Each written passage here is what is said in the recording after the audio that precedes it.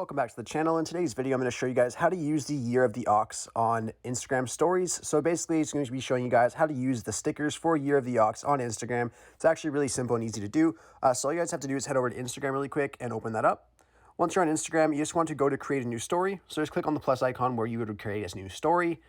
Once you've done that, you can either take a photo here or add one in. So I'll just choose a photo from my library here and click on one. Once you guys have done this, you just want to go to the sticker icon at the very top of your screen on Instagram. So if you just click on the sticker icon, you will then see there is a couple different stickers for Year of the Ox. So you can go ahead and click on those that you would like.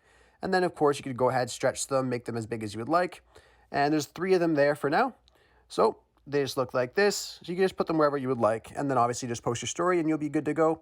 Anyhow, I really hope I was able to help you guys out with showing you guys how to use the Year of the Ox stickers on Instagram stories. If this video does help you out, be sure to leave a like on it and subscribe for more content. Thanks for watching.